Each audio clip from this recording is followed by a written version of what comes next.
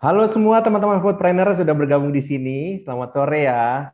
Terima kasih atas kehadiran teman-teman semua di sesi studi kasus Stop Jual Bisnis Kemitraan atau Membeli Kemitraan Sebelum Belajar Ilmunya. Oke, di studi kasus ini sekaligus menjadi pre-class ya teman-teman ya. Dari kelas online, special class Stop Jual Bisnis Kemitraan atau Membeli Kemitraan Sebelum Belajar Ilmunya. Nah, di mana biasanya materi ini diajarkan di kelas offline Foodies Masterclass nih. Nah, jadi secara spesial untuk teman-teman yang nggak bisa pergi-pergi ya, dan belajar online ya, apalagi di pandemi seperti ini, nah kali ini bisa mengikuti kelasnya secara online dari manapun teman-teman berada. Nah, hari ini kita akan mendengar penjelasan singkat nih dari Mas Hendra, atau biasanya lebih akrab disapa Mas Akoy ya. Nah, tentang gimana sih caranya skema kemitraan yang bisa bikin bisnis kuliner kamu berkembang pesat ya. Padahal kalau harus dengan modal sendiri atau memutar keuntungan itu membutuhkan waktu yang lama. Apalagi mau buka cabang banyak, ya kan? Nah, ini menariknya nih. Tapi ada ternyata model bisnis kemitraan ya yang sudah banyak digunakan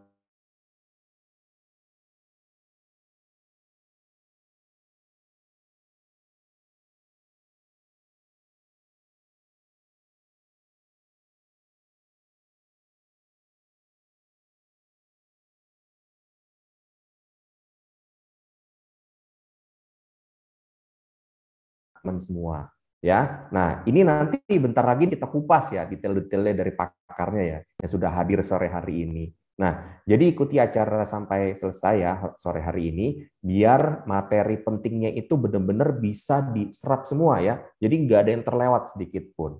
Oke, saya selaku host hari ini ingin mengucapkan terima kasih kepada teman-teman yang sudah hadir di sini, teman-teman foodpreneur, teman-teman panitia, dan teman-teman foodies yang memungkinkan sesi ini digelar dan juga kepada pengajar yang sore hari ini sudah hadir.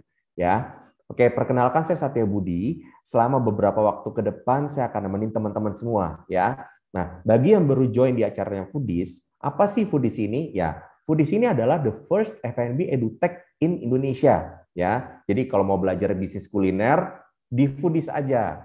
Oke, dengan visinya changing people's life through F&B education. Ayo gabung dengan lebih dari 30.000 teman-teman foodpreneur nih yang udah lebih dulu belajar di Foodies. Jadi Foodies ini adalah ekosistem untuk belajar bisnis kuliner ya teman-teman ya. Jadi untuk belajar bisnis kuliner di Foodies gitu. Oke teman-teman semua, selama mengikuti sesi sore ini, posting ya di IG story masing-masing ya. Di tag juga Instagram @foodies.id, pakai hashtag hashtag Foodies Studi Kasus ya. Jadi hashtagnya Foodies Studi Kasus. Nanti kita post di kolom chat Zoom ya. Oke, teman-teman mungkin nggak perlu lama-lama lagi nih. Langsung aja kita bahas lebih dalam ya. Studi kasus stop jual bisnis kemitraan, membeli kemitraan sebelum belajar ilmunya. Jadi gimana caranya nih teman-teman belajar ilmunya dulu ya gitu. Jadi sebelum jual bisnis kemitraan atau membeli kemitraan. Jadi harus punya ilmu dulu. Ini langsung kepada Mas Okoy ini, silahkan boleh ya Mas muncul di layar. Ya, apa kabar Mas? Alhamdulillah baik. Wah, Alhamdulillah. Tetap semangat ya hari ini Mas, sharing Ya, dengan semangat teman-teman dong. foodpreneur. Oke, untuk mempersingkat waktu silakan Mas Akoy. Waktu dan layarnya saya persilahkan. Oke, Bismillahirrahmanirrahim. Assalamualaikum warahmatullahi wabarakatuh. Selamat siang teman-teman foodpreneur se-Indonesia. Anyway, suara saya jelas nggak ya, Mas? Jelas Mas Akoy, lanjut. Oke, oke.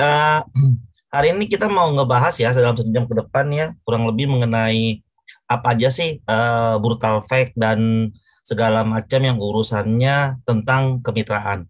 Ya, namun sebelumnya saya juga mau jelasin dulu nih bahwa kemitraan merupakan salah satu cara untuk brand-brand menambah outletnya gitu ya. Sebenarnya caranya itu banyak, nggak harus kemitraan. Tapi kenapa memilih kemitraan? Karena kemitraan konon katanya paling mudah dijalankan, paling enak dan paling cepat.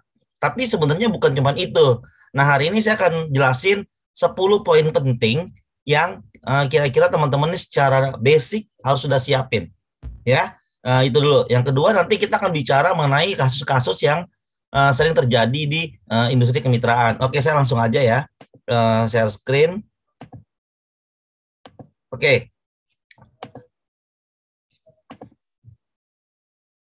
Bentar ya.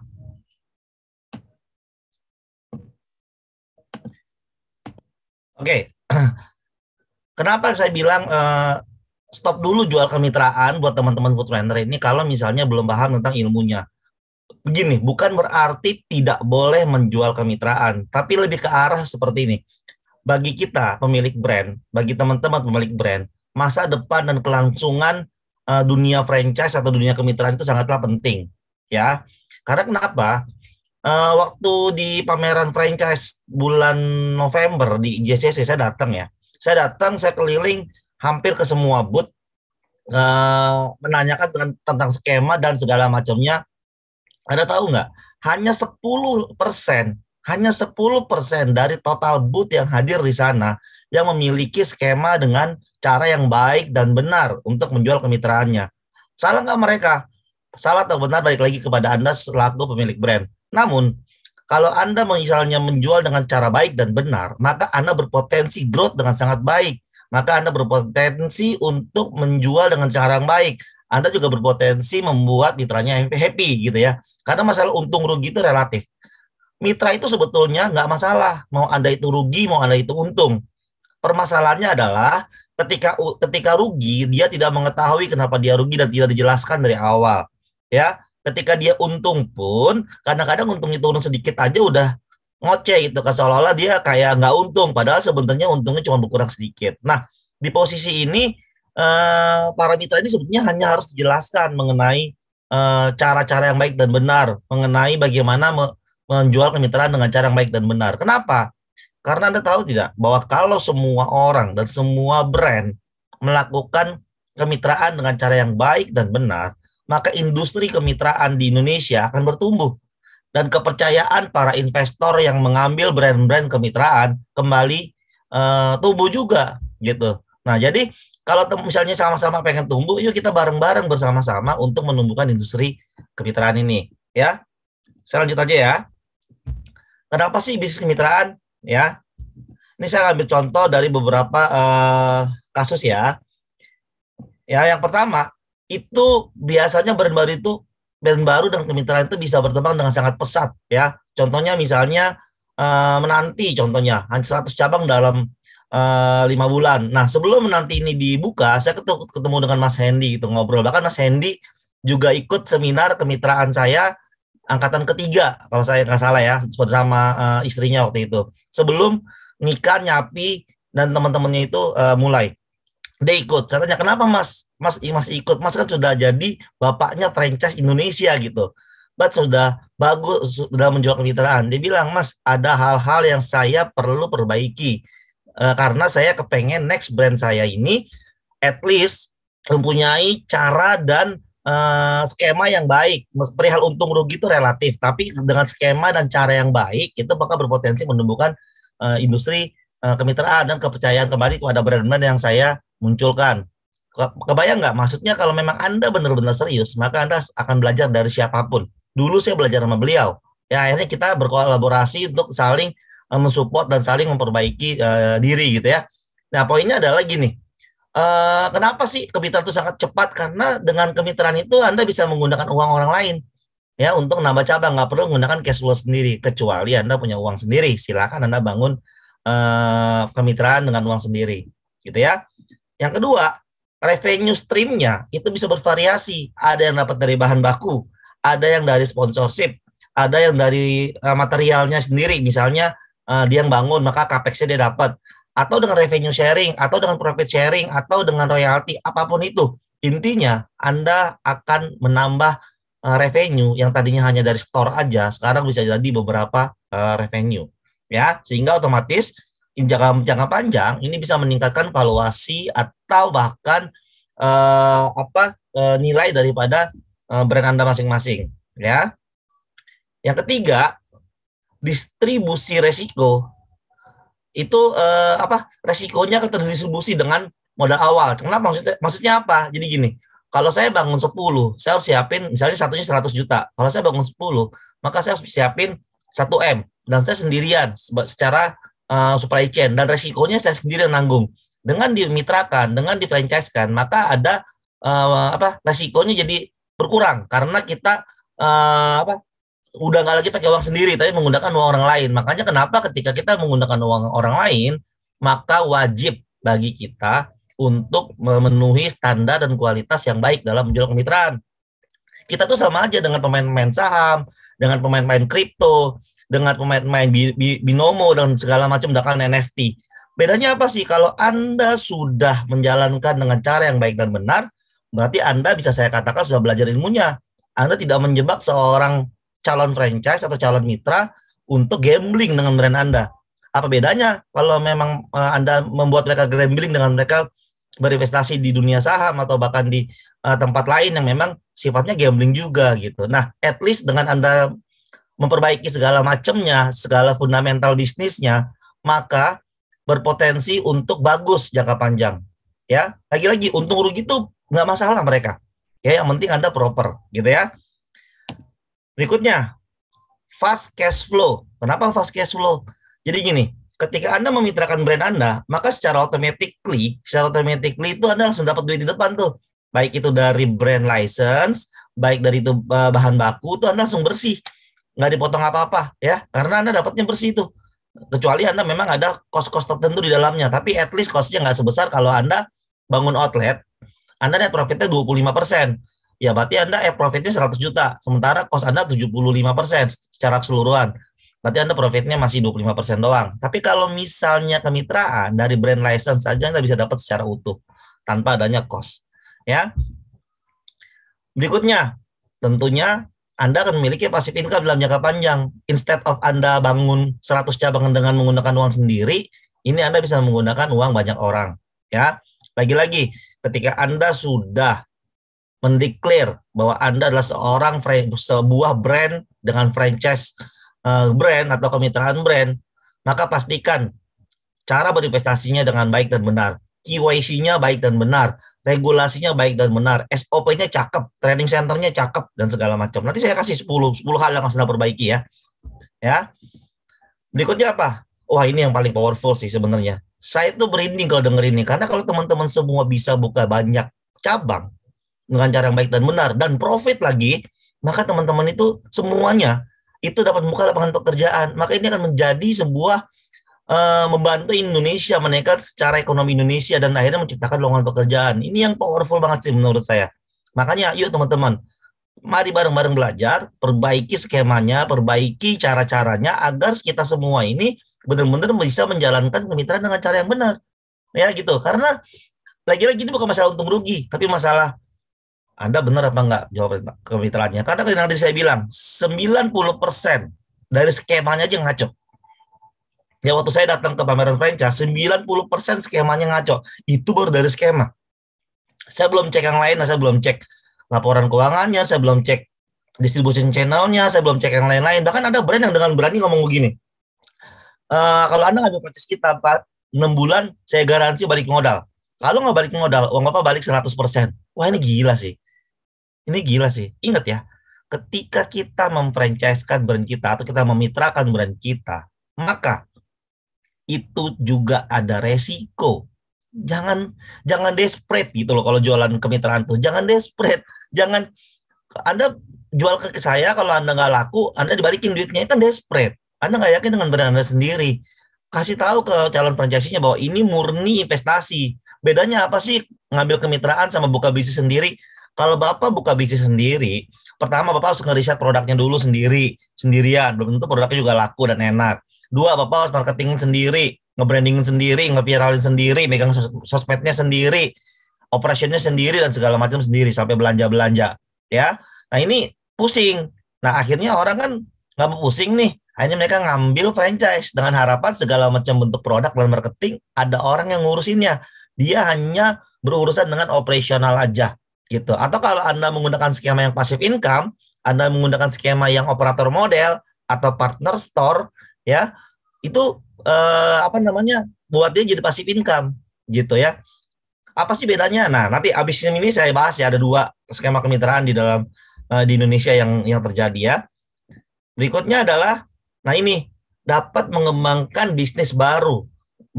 Saya nggak bilang bahwa Anda itu harus setahun dulu atau 2 tahun dulu untuk franchisein brand. Enggak. Dari awal pun kalau Anda memang udah viral dan Anda mau apa namanya langsung dimitrakan dari awal nggak apa-apa. Yang penting sebelum buka segala sesuatunya diberesin dulu, ya diberesin dulu pondasinya, fundamentalnya, sehingga ketika buka tiba-tiba viral, Anda mau langsung mitrakan. Kalau Anda udah punya ilmunya, Anda udah tahu ilmunya, dan Anda udah benerin franchise bisnisnya, silakan, go ahead. Sekenceng-kencengnya Anda nambah cabang. Makanya dibenerin dulu fundamentalnya, ya gitu. Nah, yang terakhir adalah yang pastinya Anda akan berpotensi memiliki partner yang banyak nih, karena mitranya kan bisa multi mitra, multi etnis, multi ras, multi kota, dan multi pulau gitu ya. Anda akan memiliki banyak banget mitra di daerah-daerah gitu, tempat teman-teman ini menjual kemitraannya, ya. Nah, sampai di sini dulu. Kira-kira ini adalah kenapa sih kemitraan itu harus nambah banyak dengan cepat dan baik dan benar. Jadi cepat, baik, benar. Nggak cuma cepat doang. Cepat kalau nggak benar, kalau nggak baik, nanti ada titik di mana brandnya itu nggak lagi stabil dan brandnya itu tenggelam gitu ya. Nah, di Indonesia itu ada dua nih kemitraan terjadi. Yang pertama adalah kemitraan dengan skema putus atau franchise pada umumnya, atau mitra pada umumnya, di mana Anda jual brandnya, Anda terima uang, nanti si mitranya ini menjalankan bisnisnya dengan sendiri, Anda hanya mengirim bahan bakunya aja dan marketing dan produk aja, supportnya, ya. Tapi yang menjalankan bisnisnya ini mitranya nih. Nah, ini yang kebanyakan yang terjadi di Indonesia, ya, diputus tuh, seperti ST Indonesia, itu dia putus, Baba Raffi dengan Ngikan, Nyapi, itu putus. Menanti ada dua skema, ada yang operator model, ada yang Anda jalanin sendiri. Skemanya beda, tergantung Anda mau yang mana. Anda mau yang passive income, Anda mau yang autopilot, atau Anda mau yang kelola sendiri, ya. Gitu. Nah, yang kedua caranya tadi saya bilang autopilot, istilahnya orang-orang zaman sekarang tuh, atau kalau di istilah franchise pada umumnya adalah operator model atau partner store istilahnya, ya. Nah, dulu tuh House udah pernah menjalankan seperti itu tuh. Dulu House itu awal-awal sebelum dia mendapatkan funding yang cukup besar, dia menjalankan partner store. Ada orang dia mau buka outlet, dia cari partner di situ, di kongsian, ya, partner store, di mana ngelolanya itu House sendiri. Atau seperti Bakso Aci Akang itu dia menjalankan kemitraannya dengan operator model, dengan autopilot. Jadi orang taruh duit doang, ya, titiknya dan segala macamnya nentuin si brandnya. Titiknya udah di mapping sama dia, di mana aja adanya, dan dia tinggal buka doang. Jadi Anda orang Kalimantan, Anda bisa tuh punya outlet di Jakarta, karena Anda rasa Jakarta marketnya besar, misal. Ya, itu biasanya hanya bisa dilakukan dengan brand-brand yang menggunakan skema operator model. Jadi lokasinya udah ditentukan sama si pemilik brandnya, gitu. Tapi kalau misalnya franchise putus yang pertama tadi, biasanya tuh lokasinya terserah mitranya, dan biasanya mitranya itu bukannya dekat-dekat wilayahnya dia, karena dia mengontrol sendiri dan menjalankan operasionalnya. Ada plus minusnya, ya, gitu, ya. Nah, itu ada dua tuh dari modelnya, ya, untuk kemitraan. Nah, mungkin yang ketiga ada crowdfunding, ya. Crowdfunding nanti teman-teman silakan cari aja, ada beberapa crowdfunding di Indonesia yang menjalankan kemitraan. Tapi intinya dari crowdfunding tetap aja cara operate-nya adalah operator model, ya. Jadi sebenarnya kemitraan di Indonesia cuma ada dua, operate by mitra and operate by pusat, gitu. Mau yang mana? Dua-duanya ada plus ada minusnya. Tidak ada yang terbaik. Yang terbaik adalah kalau Anda paham skemanya, Anda paham fundamentalnya, Anda paham bagaimana cara menjalankannya, maka Anda tahu brand Anda itu lebih cocok yang ini atau yang ini, gitu. Jika Anda brandnya simple banget operationnya, kayak ST Indonesia, hanya powder doang, ya udah franchise putus nggak apa-apa. Yang menjalankan kemitraannya ya si mitranya sendiri, gitu, ya. Jadi teman-teman tuh harus belajar. Nah, teman-teman di ST ini luar biasa nih. Mereka ini secara tidak sengaja tiba-tiba viral, terus mereka secara paralel mereka belajar untuk memperbaiki diri agar mereka bisa lebih baik lagi menjual kemitraannya. Terus memperbaiki diri, dan mereka juga datang ke Foodies gitu untuk belajar kemitraan dan lain-lain, termasuk House juga, Bakso Aci Akang juga. Nah, mereka itu pengen banget dalam menjual kemitraannya atau bahkan dalam membangun bisnisnya ini secara benar. Ya, House juga belajar tentang kemitraan, tapi dia tidak menjalankan kemitraan. Kenapa? Oh, dan ketika sudah mengetahui plus minusnya kemitraan, maka dia memutuskan untuk tidak menjalankan bisnis kemitraannya. Dia menjalankan on store karena dia sudah dapat funding cukup besar. Atau seperti Janji Jiwa. Janji Jiwa sebetulnya adalah brand yang sangat luar biasa. Harusnya dia yang lebih besar dibandingkan Kopi Kenangan, gitu ya, karena dia banyak banget titiknya dan dia juga lebih tervalidasi di awal-awal. Tapi kenapa Kopi Kenangan yang dapat funding? Nah, ini kasusnya banyak ya. Misalnya gini, Janji Jiwa dulu tuh lupa bahwa mungkin belum belum mengetahui bahwa ternyata di dalam perjanjian kemitraan itu harus ada namanya perjanjian buyback. Nah, buyback ini mitranya, jadi misalnya mitranya itu harus di buyback, mereka kalau nggak ngerti atau nggak ada perjanjiannya, mitranya nggak mau buyback gimana? Ya kan, jadi Anda pusing sendiri. Sementara investor Anda yang ingin invest di Anda mengharuskan Anda itu untuk buyback para mitranya ini, gitu. Atau pakai menggunakan skema operator modal seperti yang Mas Waci Akang lakukan, di mana seluruh mitranya itu namanya adalah nama Akang. Jadi Akang itu nggak perlu buyback mitra-mitranya karena secara outlet itu milik pusat. Ya, cuman investor dari outletnya itu ada satu orang, yaitu si X. Saya misalnya, saya invest. Nah, tapi status outletnya itu adalah status outlet milik pusat. Jadi dia nggak perlu ada lagi yang namanya buyback ketika misalnya nanti suatu saat ada investor. Tapi tetap ada klausa bahwa jika ada hal tertentu, maka akan bisa mengembalikan dan membeli balik cabang tersebut, walaupun status cabang tersebut adalah milik pusat gitu. Ya, gitu ya teman-teman semuanya. Lanjut ya, kita lanjut. Berikutnya mengenai 10 poin utama dalam bangun kemitraan. Nah, ini poinnya nih saya sharing, teman-teman bisa penuhin ini. Kalau teman-teman penuhi, nanti kita lihat ya. Kira-kira bisa nggak sih menjalankan kemitraan ketika sudah memenuhi? Ya, sebetulnya 10 poin ini gampang banget dan mungkin banyak orang yang ngebahas di luar sana. Asal Anda tahu caranya. Ya, oke. Yang pertama, Anda harus bangun dulu fundamental bisnisnya. Anda ngerti nggak bahwa bisnis Anda itu ada berapa konsep bisnisnya? Maksudnya apa, Mas? Ya konsep bisnis, apakah gerobak, apakah segala macam, konsepnya gimana dulu, fundamental bisnisnya. Setelah Anda memahami konsep bisnis Anda tahu nggak bahwa brand Anda itu know your store-nya itu udah lengkap belum? Contoh saya tanya sama Anda, berapa konsumen per hari yang datang ke Anda?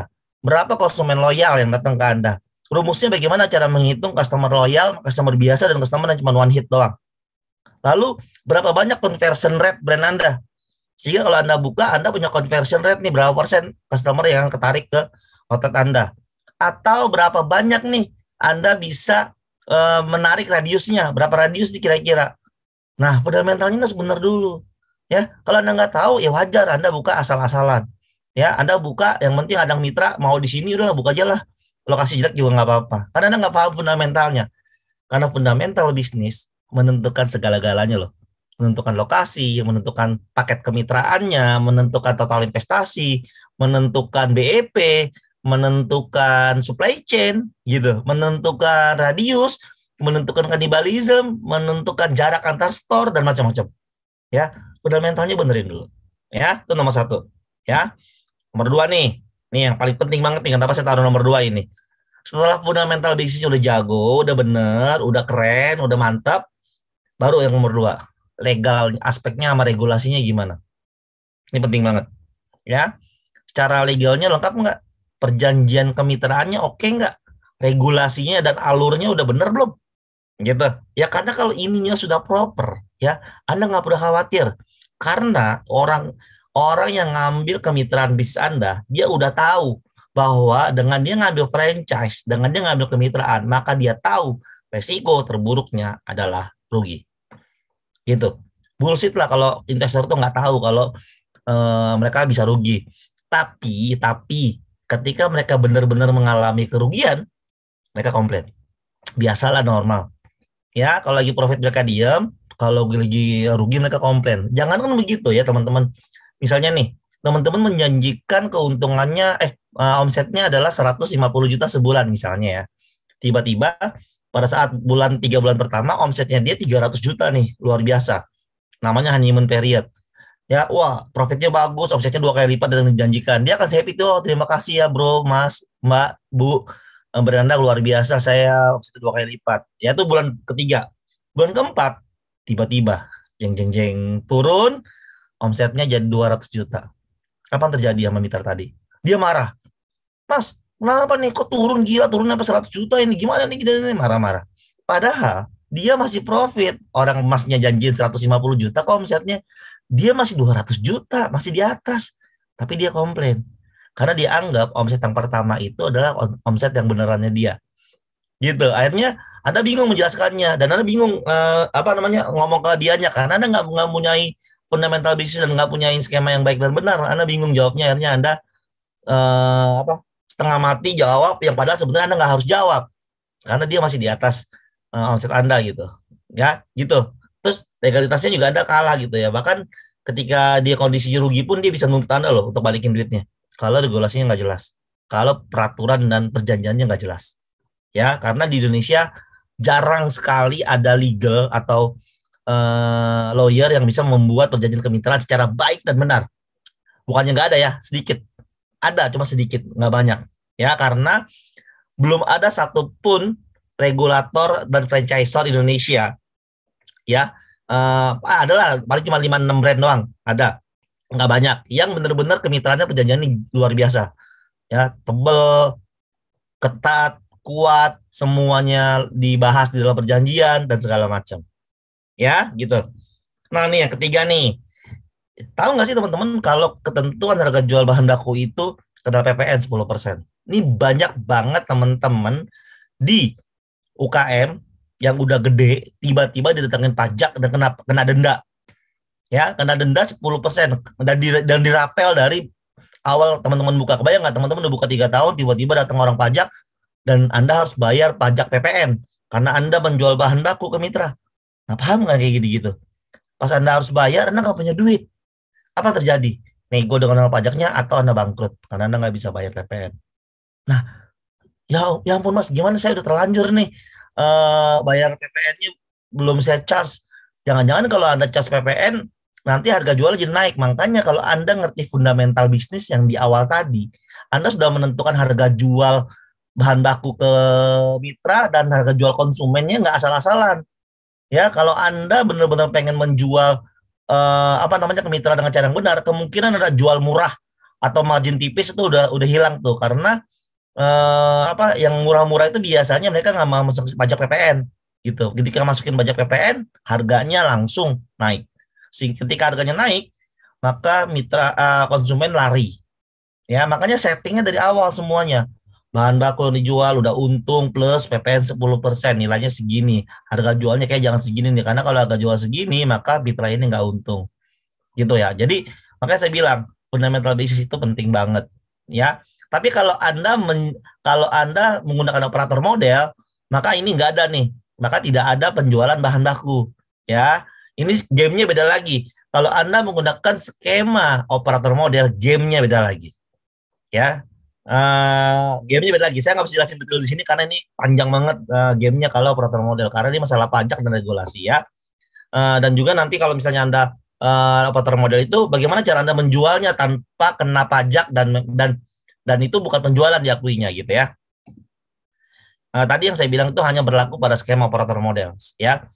Di Indonesia banyak kok yang operator model ya. Tadi yang besarnya yang saya tahu contohnya adalah bakso Aci Akang dan Menanti. Menanti ada 2 skema, ada yang operator model atau autopilot, ada yang dijalankan sendiri oleh mitranya. Itu pun yang kedua yang operator model baru setelah dia beberapa cabang, akhirnya dia menggunakan dan membuka skema tersebut ya. Kalau bakso Aci Akang dulunya juga sama, dulunya skema putus, terus akhirnya di tengah jalan dia berubah menjadi skema operator model karena kebijakan dan lain sebagainya. Mana yang lebih benar? Tidak ada yang lebih benar, tergantung fundamental bisnis Anda dan tergantung plan dari bisnis Anda. Ya, selama Anda bisa cuan dan bisa membantu orang lain untuk cuan juga, go ahead, silakan. Kalau saya gitu ya. Nomor 4 itu adalah poin-poin checklist perjanjian yang diatur di notaris. Loh, kenapa harus di notaris? Penting. Mas, boleh nggak saya nggak notaris? Nggak apa-apa juga sih sebetulnya. Tapi at least Anda punya checklist perjanjian poin-poinnya. Agar apa? Karena mitra itu nggak mungkin baca. Misalnya Anda perjanjiannya kayak Anda tahu belum? Skema perjanjian Subway itu 400 lembar. Saya udah baca ya, 400 lembar. Luar biasa, tebal banget. Dan keriting, saya mempelajarinya aja sampai sebulan baru beres. Ya, dari mulai mentranslate karena bahasa Inggris sampai dengan memahami maksudnya 1 bulan. Ya, 1 bulan ngepelajarin dan saya bilang, oh ini kalau di Indonesia nggak bisa setebal ini dan seketat ini. Oh, ini orang yang ada nggak jadi ngambil franchise. Nah, kebayang nggak? Di perjanjian kemitraannya brand asing itu persis seperti perjanjian kreditnya Anda kalau ngambil kredit bunga di bank, atau kalau Anda tanda tangan aplikasi kartu kredit atau apapun lah di bank, yang seolah-olah bank itu menang banyak dari perjanjian yang Anda tulis. Jadi seolah-olah kalau ada apa-apa pokoknya Anda salah aja. Nah, terus gitu tuh perjanjian kemitraan tuh. Ya, gitu. Nah, pertanyaan saya adalah mana yang harus ditulis di perjanjian Indonesia? Karena Indonesia itu beda sama negara lain. Kalau Anda di Indonesia nih, peraturannya Anda nggak tulis di dalam perjanjian, Anda dianggap, mana Mas, nggak ada peraturannya kok? Ada Bu. Maksudnya ini loh Bu, beda Mas, kalimatnya nggak gitu. Itu umum. Kalau memang mau spesifik, kalimat harus spesifik. Tuh, kurang ajar nggak? Mitra-mitra kita tuh. Ya, jadi kadang-kadang mitra itu ngelawan kata-kata kita dalam perjanjian. Kalau di perjanjiannya kalimatnya cuma kalimat umum, kalimat yang bias gitu. Makanya kalimatnya harus teknis dan dalam, gitu ya. Gitu teman-teman ya. Nah, berikutnya nih, ini yang paling penting juga nih. Teman-teman harus memiliki SOP yang lengkap dengan learning management system. Maksudnya apa sih? Jadi gini, selain memiliki SOP, teman-teman harus memiliki training center yang bagus. Maksudnya bagus bukan berarti harus membangun training center yang besar. Tapi sekarang di dunia digital, itu kita bisa menggunakan yang namanya learning management system, di mana nanti segala macam training dilakukan via online, penilaian juga via online, dan segala macamnya via online, di mana nanti teman-teman tuh bisa menilai langsung nih, ini skornya berapa, karyawan ini skornya berapa. Kalau karyawan mau jadi manajer, dia harus ikuti pelatihan apa aja, dengan skor berapa, maka dia akan lolos jadi manajer. Mitra, kalau mau jadi mitra, dia harus nonton berapa video, terus skornya gimana, tesnya bagaimana, itu semua dilakukan by online. Itu namanya learning management system. Kadang kalau teman-teman sekarang masih manual, kirim orang ke Sulawesi, misalnya, tiba-tiba ada bedol desa, karyawannya bubar, mitranya kelabakan, nggak bisa buka karena nggak ada karyawan, terus Anda harus kirim orang. Udah waktunya bentrok misalnya, terus kirim orang itu lebih mahal, trainingnya bagaimana, dan segala macam. Akhirnya cost-nya tinggi banget. Nah, sekarang udah nggak bisa begitu. Itu hanya boleh dilakukan sekali-kali. Ya, sekarang teman-teman bisa langsung blast. Contoh nih, pengen ada launching produk baru. Teman-teman udah punya 100 cabang mitra nih. Gimana cara trainingnya coba? Gimana? Dipanggilin satu-satu gitu ke pusat. Costing banget. Ya, gimana? Didatangin satu-satu, sama aja. Cost juga. Ya, pakai WhatsApp call atau pakai video call, sama. Ya, tolak ukurnya susah. Nah, dengan learning management system, itu bisa diukur, bahkan bisa ada skornya dan ada pelatihan dan ada apa namanya tesnya. Ya, nanti ada sertifikat juga. Ya, gitu maksudnya.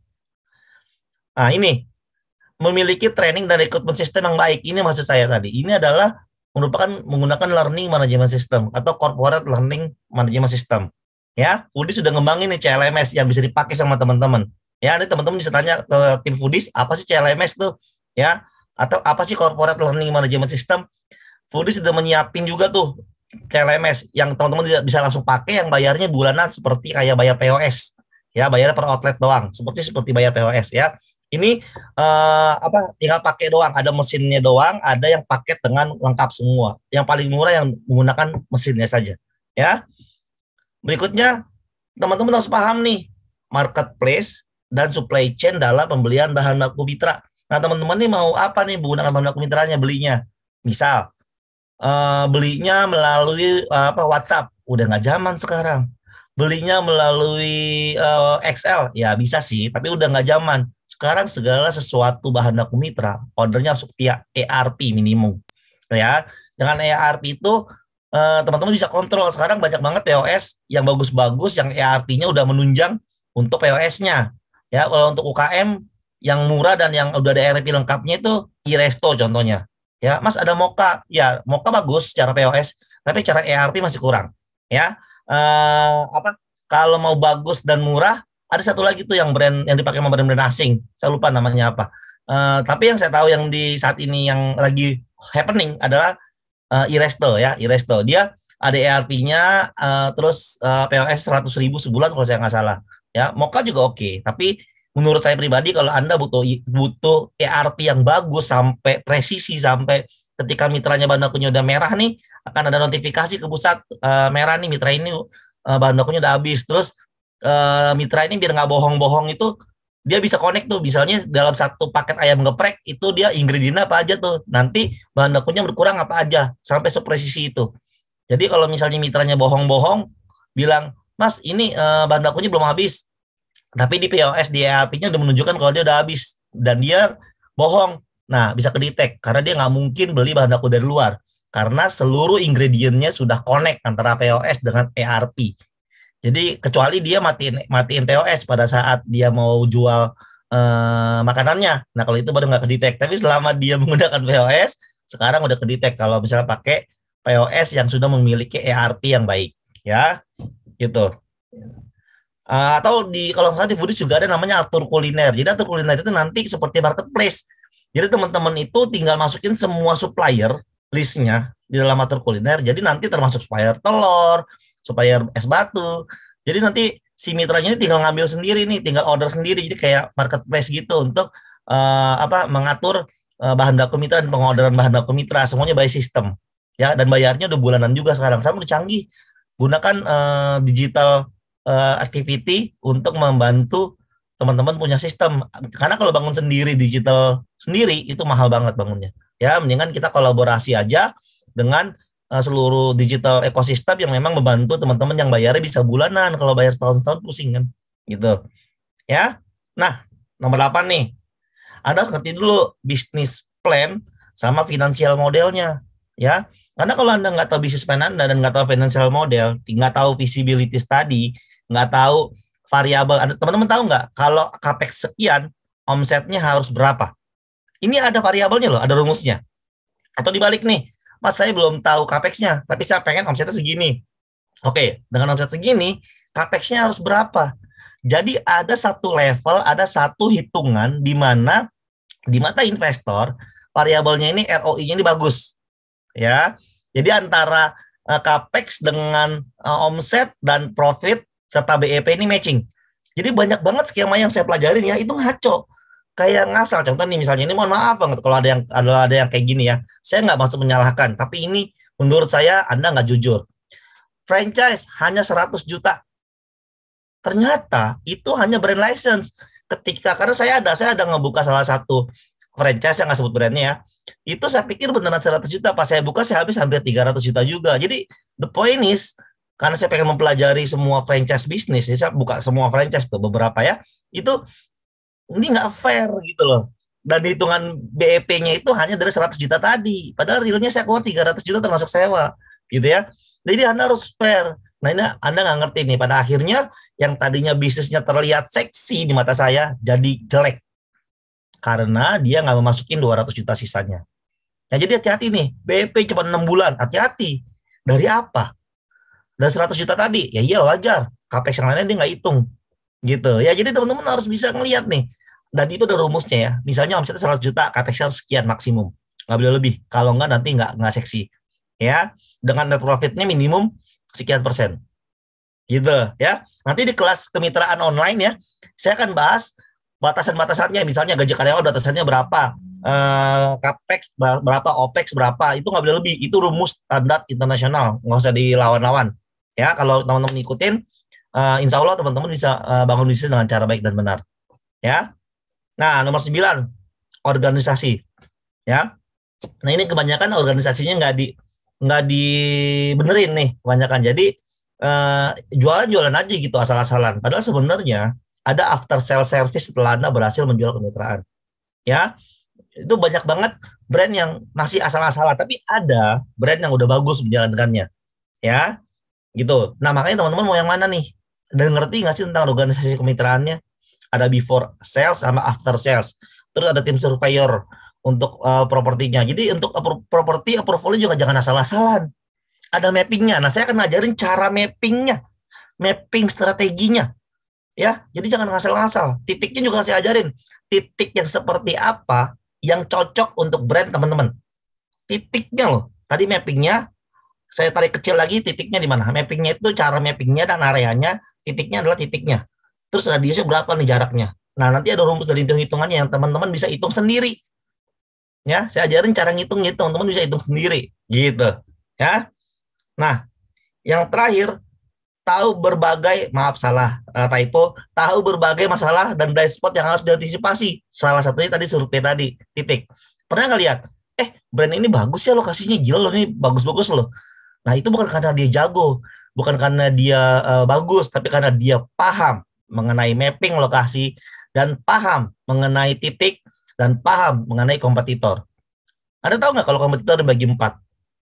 Ada head to head, direct, indirect, dan others. Nah, itu kasih bahas detail tuh. Karena salah memahami kompetitor, maka Anda salah memahami titik. Sebagai contoh, misalnya, saya brand, ini contoh aja ya, saya brand fried chicken. Mas, saya bukan samping McD loh, Mas. Kenapa saya omsetnya jelek ya? Misalnya nih ya. Target marketnya siapa? Target market saya ini adalah ABG. Karena McD kan menurut saya ABG, Mas. Oke. Terus di McD mana? McD X misalnya, McD Dago misalnya di Bandung ya, McD Dago. Atau jangan McD Dago deh, McD mana gitu ya, misalnya McD mana gitu ya, yang ada mainannya. Terus saya tanya, Mbak, di McD tersebut ada mainan anak-anaknya nggak, prosetannya? Ada, Mas. Nah, Anda berarti tidak paham mengenai kompetitor. Sebenarnya kalau McD ada mainan prosetannya, berarti McD tahu bahwa radius 3-5 kilo di lingkaran McD tersebut kebanyakan perumahan dan banyak macan ternak dan Mahmud Abbas. Apa tuh macan ternak? Macan ternak, Mahmud Abbas, mamah muda, anak baru 1. Jadi dia ngincer itunya, ngincer anak-anaknya, ngincer family-nya, ngincer. Jadi ketika Anda target marketnya adalah BG, bukan di sebelah McD yang ada mainannya, Anda ngaco total. Ya, karena dia ngincernya adalah emak-emak dan anak-anak, family, Anda ngincernya ABG, ngaco total. Karena Anda pikir McD ABG, tapi Mas McD yang di Dago, saya banyak ABG-nya. Ya iyalah, McD di Dago itu nggak ada mainan anak-anaknya, Bung. Ya, dia benar-benar konsepnya bagus. Ya, jadi dia tuh ngincer ABG memang benar. Karena nggak ada prosesannya, nggak ada mainannya. Jadi segitunya kalau memetakan kompetitor. Nah, saya akan kupas tuntas bagaimana 4 kompetitor tadi. Itu contoh pertama. Contoh kedua nih, saya kasih contoh lagi bocoran. Saya berminuman kekinian. Ya, Mas, saya mau buka di samping makaroni ngehe misalnya. Karena kan dia pedas-pedas. Harapannya apa, Mas? Kenapa dibuka di samping makaroni ngehe? Ya harapannya ketika orang kepedesan, orang beli minuman saya. Oh ya? Terus saya tanya lagi, Mas tahu nggak kalau yang beli makaroni ngehe itu siapa? Nggak tahu. Kebanyakan GoFood sama GrabFood. Ya, jarang banget konsumen datang ujuk-ujuk beli terus bawa pulang. Itu satu. Jadi teman-teman, konsumen yang makaroni ini kepedesannya di rumah, nggak di outlet. Ya, kepedesannya di rumah. Terus minumnya bisa ke outlet sebelahnya. Ya enggak lah. Makanya sepi, bukan di sebelahnya. Oh iya, Mas, macam saya sepi. Ya iyalah, orang beli GoFood, emang orang GoFood itu pada kepedesan. Ya enggak lah. Gitu maksud saya. Jadi ntar saya kupas tuntas tuh. Jadi teman-teman saya kasih worksheet ya untuk ngebedah 4. Jadi ada 20 jenis kompetitor jenisnya yang teman-teman bisa isi sendiri ketika mau buka tuh kompetitornya siapa aja sih, dan sebenarnya harus yang kayak gimana. Jadi teman-teman baru paham nih. Gila ya, ternyata kompetitor gue ada 20 dan semuanya nggak cuman brand yang mirip-mirip nih. Bisa jadi brandnya itu di luar yang kita pikirin gitu. Ya. Dan biasanya saya tambahin kalau waktu cukup, saya tambahin yang namanya kelas daripada setiap brand. Jadi setiap brand itu ada setiap kelas-kelasnya gitu. Kelas 1-nya itu gimana, kelas 2-nya gimana, kelas 3-nya gimana. Gitu ya teman-teman ya. Nah, teman-teman, apakah brand teman-teman udah siap nih untuk dipelajari? Iya. Apakah teman-teman udah paham? Kalau paham dari 10 poin tadi, silakan teman-teman jalankan kemitraan. Tapi kalau belum paham, yuk kita jual kemitraan dengan cara yang baik dan benar dan belajar di Foodies online class-nya yang saya adain.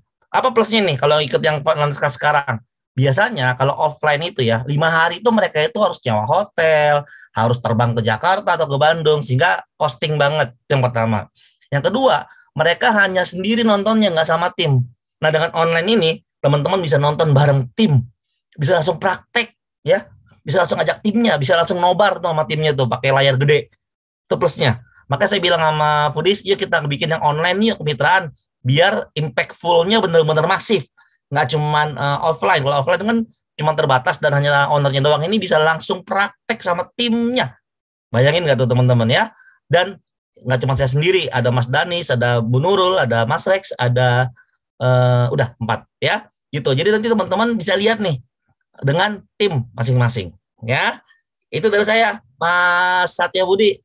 Gimana nih, ada mau nanya-nanya nggak Mas Satya? Oke, terima kasih Mas. Waduh, keren banget ini ya. Mas, makasih banget nih sharingnya. Jadi singkat itu teman-teman tadi udah lihat ya, baru 1 jam, belum nyampe 1 jam bahkan ya, itu udah singkat padat loh. Ya, itu udah di spill, itu baru spill sedikit tuh ilmunya Mas Akoy ini. Dari teman-teman bisa pelajari di special class yang mendatang nih, jauh lebih lengkap ya. Luar Ya. biasa. Oke, Mas Akoy, saya mau nyampein informasi penting dulu nih ya buat teman-teman ya. Gitu. Hmm. Jadi nanti teman-teman nih di tanggal 22 sampai 26 Maret ya, akan ada special class online ya. Nah, tadi ini kan baru pengantarnya tuh sudah sepadat itu. Nah, nanti tanggal 22 sampai 26 itu 5 hari itu lebih super lagi itu. Jadi temanya ya, stop jual bisnis kemitraan atau membeli kemitraan sebelum belajar ilmunya. Jadi harus punya ilmu dulu ya Mas Ako ya. Ya. Oke, jadi biasanya ini karena materi ini kan diajarin di kelas offline foodies ya, gitu. Nah, jadi secara spesial, nah untuk teman-teman yang nggak bisa pergi-pergi belajar offline, nah kali ini bisa ngikutin kelasnya secara online dimanapun teman-teman berada, gitu. Jadi ini saya cerita lagi, saya spill dikit ya, gitu. Jadi buat teman-teman yang mungkin baru hadir, jadi di kelas spesial online class nanti itu bisa dapat materi komplit nih. Yang pertama dari mindset finansial dan non finansial, terus kemudian pengelolaan brand dan marketing supaya kemitraannya viral, terus kemudian kunci operasional puluhan hingga ratusan cabang ya. Nah, terus kemudian hingga atur keuangan, tim dan teknologi dalam kemitraan bisnis. Nah, ini ada lagi nih beberapa hal yang keren banget nih. Materi padat 5 hari online ini kan via Zoom ya, itu bisa diikuti di mana aja ya, di handphone, di tablet, dimanapun. Nah, para pematerinya ini 5 hari berpengalaman banget nih. Berpengalaman dari membangun sampai mengembangkan bisnis kuliner dari nol sampai ratusan cabang. Ya. Skalanya nasional loh. Nilai totalnya ratusan miliar rupiah ya Mas Ako ya, luar biasa Ya. ya. Nah, jadi materi itu the point nggak bertele-tele, tadi seperti Mas Akoy bilang gitu ya. Jadi benar-benar materi yang paling penting dan paling daging yang teman-teman dapat di sini. Ya, Ya, terus mungkin saya tambahin dapat. sedikit, Mas Ya, Satya. ya, silakan, silakan Mas. Hari pertama itu nanti Mas Danis akan kumpas tuntas mengenai fundamental. Jadi Ya, fundamentalnya semua dibahas sampai termasuk planning 5 tahunan. Sampai dibikinin nih bagaimana teman-teman nih mencapai angka omset 100 miliar atau 1 triliun selama 5 tahun ke depan. wow. Dibikinin tuh roadmap-nya. Sehingga nanti ketemulah target franchise-nya sebulan berapa nih gitu nih untuk sampai ke angka tersebut. Jadi benar-benar fundamental sama konsep bisnisnya bedah total sama Mas Danis di hari pertama. Setelah tahu itu nih, Bu Nurul langsung ngupas di hari kedua. Dengan apa? Dengan operasional. Bikin SOP, ngatur-ngatur mitra, training, dan segala macam nih Bu Nurul kupas tuntas bikin SOP yang baik dan benar. Bagaimana caranya biar ngitung naikin omset, bagaimana biar operasionalnya benar, praktis, single serving, dan segala macam itu Bu Nurul kupas tuntas. Terus habis itu Mas Rex hari ketiga akan ngebahas mengenai bagaimana memarketing ini biar viral nih franchise dan segala macamnya tuh urusannya marketing franchise segala macamnya. Nah nanti 2 hari terakhir sama saya tuh full dari A to Z tentang kemitraan itu 2 hari. Kenapa saya 2 hari sendirian? Karena biasanya di pas saya itu paling banyak termasuk perjanjian, lokasi. Ini juga ada pertanyaan lokasi nih penting nih. Mungkin nanti kalau aku saya jawab nih ya. Balikin dulu ke Mas Satya deh. Oke, jadi nambahin juga nih Mas. Jadi dibocorin nih Mas ya, semua kesalahan fatal yang mendasar ya, yang biasanya tuh sering dilakukan pebisnis kuliner karena dia belum punya knowledge ya, belum tahu. Jadi secara nggak sengaja, oh ini ternyata salah. Nanti dibocorin juga Mas ya. Iya. Jadi gimana cara supaya kemitraan tuh nggak gagal gitu, jadi berhasil ya, nilainya Iya. sampai bisa ratusan miliar ya Mas ya, luar Iya. biasa. Oke, jadi teman-teman juga bisa ngikutin workshop ini ya, bareng tim-tim ya, bareng tim di kantornya untuk belajar di sini juga karena via online.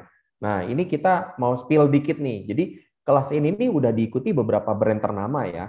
Itu salah satunya seperti bakso Aci Akang, terus ada mie gacoan ya, mie gacoan ya, tahu Iya, semua ya. angkatan pertama. Iya, Angkatan luar pertama juga biasa. cuan ikut saya. Sekarang lihat aja ya, ngantrinya mitra di mana-mana ya cabangnya. Ada bakso Aci Juara, ada Baba Raffi, ada Samar Minibar, terus ada Seven Chicken di Suming, Master Penyet, terus Agrinesia yang membawa Hibolu Susu Lembang dan Piatu Jogja, udah tahu ya. Gitu, terus ada Kopi Cuseo, Yurti, dan banyak banget ya. Banyak. Nanti lama kalau dibaca satu-satu jadi panjang. Jadi langsung aja ya teman-teman ya pelajari secara lengkap ya hal-hal penting soal bisnis kemitraan. Nah, tunggu apa lagi? daftar melalui link bit.ly kemitraan online ya. Ini saya share di Zoom chat ya. Nah, langsung daftar ya. Gitu. Jadi, nah ini ada lagi nih yang menarik nih. Saya spill lagi nih. Jadi banyak saya spillnya. Dapetin cashback ya dengan kode promo studi kasus. Ini promo ini luar biasa. Jadi cashback dengan kode promo studi kasus ya. Cuman hari ini aja karena maksimal jam 23.59 ya. Tuh, jam 12 kurang 1 menit. Jadi jam 23.59 ya. Nanti bisa dapat harga spesial cuman 4.999.000 ya. Karena besok di jam 12 lewat itu harganya udah 6,5 juta. Ya kan lumayan kan kok hari ini beli diskonnya 1,5 juta gitu. Jadi jangan sampai terlewat ya. Cuman sampai jam 12.23.59 hari ini ya, malam ini gitu. Nah, khusus hari ini harga cuma 499.000 ya. 5 juta kurang 1.000 khusus hari ini ya. Nah, harga besok normal. Diingat ya teman-teman ya. Besok normal harganya 6,5. Lumayan kan? Diskon 1,5 juta, cuma beda berapa jam. Jadi buruan dibeli ya. Nah, terus ada lagi nih spesial ya, spesial lagi. Jadi khusus alumni Foodies Masterclass dan alumni membangun bisnis kuliner itu ada harga khusus special price lagi. Nah, hubungi nomor WA-CS-nya, itu kita share juga di kolom Zoom chat ya. Nomor WA-CS-nya 0813 121 47974 atau klik di link yang ada WA-CS Foodies yang ada di chat Zoom ini ya. Nanti diklik aja. Oke. Nah, sekarang kita masuk ke sesi tanya jawab nih Mas Akoy. Ya, ada nih yang nanya nih. Ya, saat ini kan udah ada beberapa pertanyaan yang masuk ya dari teman-teman foodpreneur. Nah, tapi karena waktunya terbatas nih Mas, kita dua pertanyaan deh Mas ya, kita pilih. Jadi pertanyaan yang betul-betul fundamental ya. Saya bantu bacakan ya Mas ya, pertanyaan yang paling sering ditanyain teman-teman foodpreneur nih. Oke, saya pertanyaan pertama ini Mas. Nih, bagaimanakah menentukan harga kemitraan yang tepat? Nah ini mungkin boleh di-spill Mas, gimana cara menentukan kemitraan yang tepat? Silakan Mas. Harganya ya? Harganya atau apanya? Pertanyaannya harga kemitraan yang tepat. Mungkin dari dua sisi ya Mas ya mungkin ya. Harga kemitraan, oke. Yang pertama, Anda itu harus benar-benar menulis seluruh capex. Ingat ya, seluruh capex. Sewa, brand license, bahan baku awal, gaji karyawan 3 bulan awal. Kenapa 3 bulan awal? Karena kan dia sebelum buka kan dia udah rekrut dulu untuk trainingin. Ya, ya, terus biaya pajak-pajak, biaya izin-izin segala macam yang nggak muncul di prospektus. Ya, bayangin yang saya bilang tadi Mas Satya, saya pergi ke pembangunan franchise, 90%-nya skemanya nggak jelas. Ya, cuman yang penting closing, yang penting bisa closing gitu ya. Gitu. Jadinya jadi nggak jelas. Yang pertama capex-nya sejelas-jelasnya. Ya, kalau Anda udah tahu capex sejelas-jelasnya, Anda yang kedua, OPEX-nya juga sejelas-jelasnya sehingga net profit-nya benar-benar net profit. Gitu. Ya, termasuk Anda potong biaya online tuh, online sales kayak GrabFood, GoFood dan segala macam ketika Anda promo-promo dan segala macam. Termasuk mengurangi biaya promo. Kadang-kadang yang dihitung itu cuman profit 100 juta, omset 100 juta, net profit 25 juta. Udah. Tapi net profit ini nggak tahu nih apakah online sales sudah termasuk apa belum. Ya, kan nggak semuanya jualnya offline, ada yang online, ada yang promo, ada yang diskon. Nah, itu kadang-kadang nggak dihitung tuh. Akhirnya nggak jelas. Ya, capex yang jelas, OPEX yang jelas, sehingga Anda punya angka tuh berapa net profit persentasenya. Ya, nah dari rupiah tersebut dibagi dengan total capex yang clear tadi, berapa banyak BEP-nya. Nah, dari situ baru Anda bisa menulis, oh ternyata BEP brand saya adalah 2 tahun. Kalau misalnya proper, jangan dicepet-cepetin, ya. Jangan sebenarnya kalau 2 tahun terus jadiin setahun, omsetnya digede-gedein ya. Jangan. Yang paling penting bukanlah seberapa cepat BEP-nya, saya kasih tahu aja ya. Yang paling cepat, yang paling benar itu bukan seberapa cepat BEP-nya ya. Investor di luar sana itu nggak ngelihat seberapa cepat dari Anda BEP-nya. Dia hanya membandingkan kalau saya invest di kuliner, franchise, kemitraan, harusnya lebih bagus dibandingin bunga bank. Udah itu aja fokusnya. BEP Anda 5 tahun kayak hotel. Kalau semua orang fokus kepada BEP, orang nggak akan pernah mau ngambil franchise-nya hotel, dijamin. Ya, hotel itu franchise-nya BEP-nya 10 tahun. 7 tahun paling cepat, 10 tahun. Tapi kontraknya 20 tahun. Gitu. Jadi mereka nggak ngincer BEP. Ya, kalau saya mengincar BEP, saya nggak akan invest di hotel. Saya invest aja di 100 brand kuliner. Karena kan brand hotel kan mahal banget, 11 miliar, 18 miliar bukannya. 20 miliar, 100 miliar. Ya, saya mendingan buka franchise 100 cabangnya ST atau nggak bakso Aci Akang misalnya kan. Kecil-kecil ketahuan. Ya, cuma teman-teman nih nggak paham. Sehingga berlomba-lomba. Gua lebih cepet nih. Oh, bakso Aci sebelah BEP-nya setahun. Bakso Aci saya BEP-nya 6 bulan. Men, nggak penting. Saya cuma kasih tahu itu nggak penting.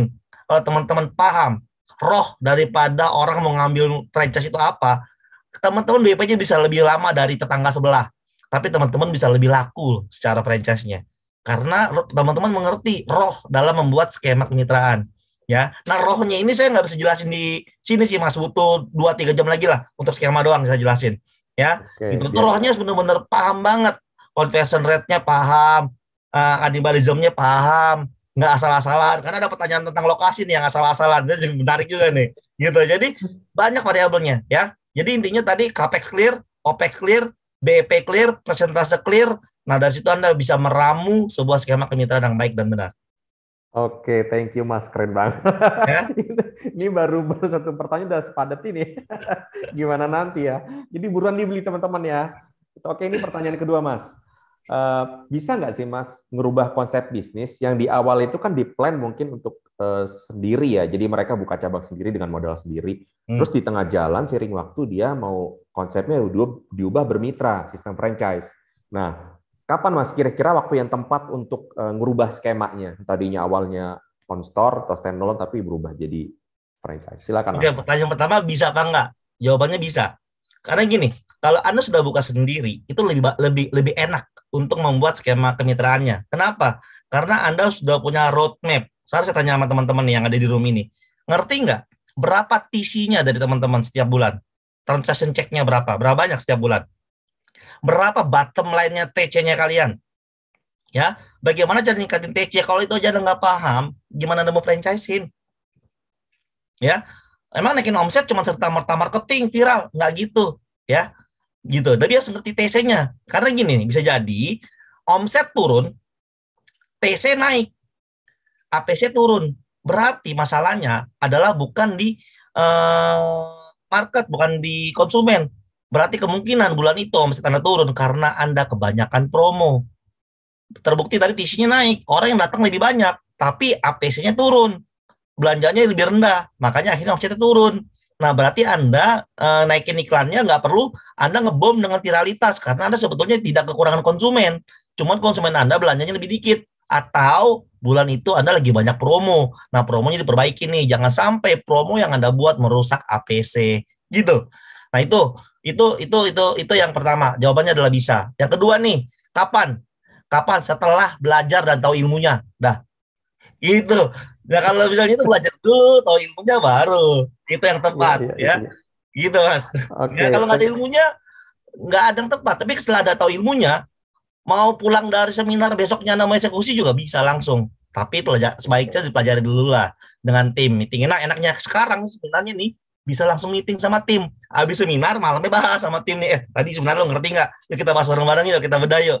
Asik. Ya, karena kadang-kadang kalau owner yang ikut seminar, terus dia transfer ke tim, itu udah berkurang 50% tuh biasanya itu, udah lupa. Ya. Tapi kalau timnya ikut sendiri, langsung dengan live itu udah lihat, mungkin penerimanya bisa lebih 100% atau mungkin 70% lah paling banyak. Ya, gitu. Ya, gitu Mas. Oke, ya terima kasih nih Mas atas spill-nya luar biasa.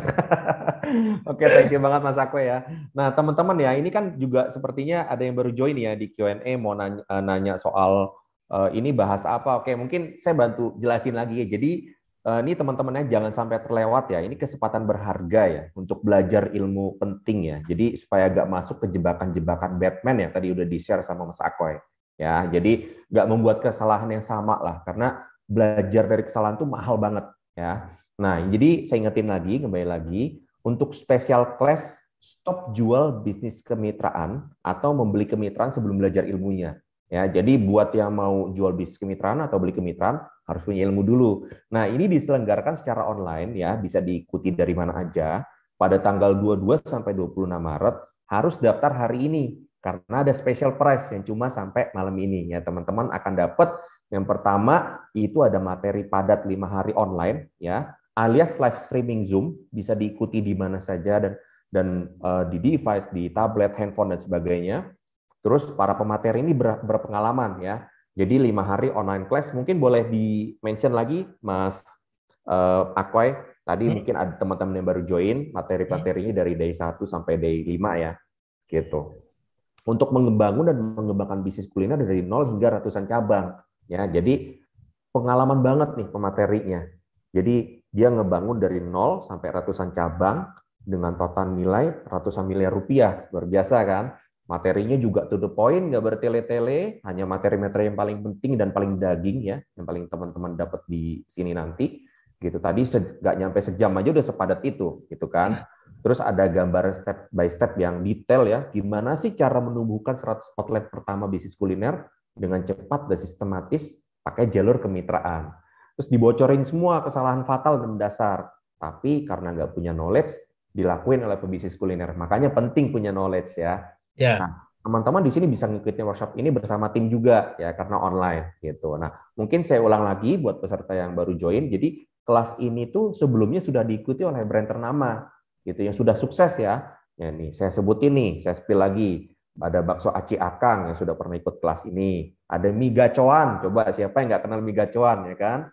Ada bakso Aci Juara, Baba Raffi, Summer Mini Bar, Seven Chicken, Dim Suming, dan banyak sih. Kalau disebutin satu-satu nggak cukup waktunya. Gitu. Jadi langsung aja pelajari secara lengkap hal-hal penting soal bisnis kemitraan ya. Daftar melalui link bit.ly kemitraan online sudah di-share di Zoom chat ya, gitu. Nah, ini ada di background-nya saya kelihatan ya. Nah, itu bisa daftar di situ. Nah, jadi langsung daftar aja. Nah, ketika daftar, khusus sampai malam ini, itu dapat cashback dengan promo, dengan kode promo studi kasus ya. Jadi cuma sampai malam ini jam 23.59. Cuman sampai malam ini loh. Harganya 4.999.000 ya. Jadi harus udah daftar nih sebelum jam 23.59 karena kalau udah jam 12 lewat atau ke hari besok harganya udah naik jadi 6,5 juta. Lumayan kan? Kalau hari ini belinya 4.999.000, besok udah 6,5 juta. Bedanya 1,5 juta. Jadi nggak usah mikir-mikir lagi.